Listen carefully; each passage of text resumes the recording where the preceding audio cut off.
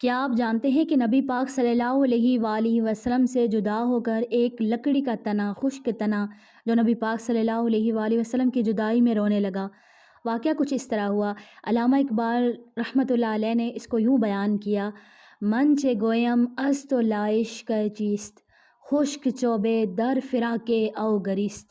آپ فرماتے ہیں کہ میں حضور صلی اللہ علیہ وآلہ وسلم کی محبت کیا بیان کروں کہ آپ کی محبت کیا ہے۔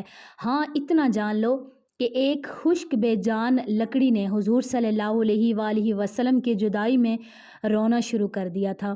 واقعہ کچھ اس طرح ہوا کہ نبی پاک صلی اللہ علیہ وآلہ وسلم ایک خشک لکڑی کے تنے کے ساتھ ٹیک لگا کر خطبہ دیا کرتے تھے، تو صحابہ کرام نے ممبر تعمیر کروایا تاکہ نبی پاک علیہ الصلوۃ والسلام آسانی سے پرسکون ہو کر خطبہ دے دیں۔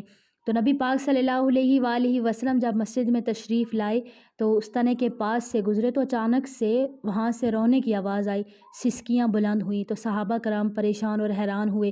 نبی پاک صلی اللہ علیہ وآلہ وسلم ممبر سے اتر کر اس بے جان لکڑی کے تنے کو اٹھایا جس طرح ماں بچے کو گود میں لیتی ہے۔ پھر نبی پاک صلی اللہ علیہ وآلہ وسلم نے اس لکڑی کے تنے کو سینے سے لگایا تو وہ پرسکون ہو گیا، اس نے رونا بند کر دیا۔ تو نبی پاک صلی اللہ علیہ وآلہ وسلم نے فرمایا کہ یہ میری جدائی میں روتا ہے۔ نبی پاک صلی اللہ علیہ وآلہ وسلم نے پھر صحابہ سے مخاطب ہو کر فرمایا کہ اگر میں اسے چپ نہ کرواتا تو یہ قیامت تک روتا رہتا۔ نبی پاک صلی اللہ علیہ وآلہ وسلم کی ذات سے نہ صرف انسان، حیوان بلکہ ہر بے جان جاندار چیز نبی پاک صلی اللہ علیہ وآلہ وسلم سے محبت کرتی ہے۔ عشق سرکار کی ایک شمع جلال و دل میں، عشق سرکار کی ایک شمع جلال و دل میں، بعد مرنے کے لحد میں بھی اجالا ہوگا۔ السلام علیکم ورحمۃ اللہ وبرکاتہ۔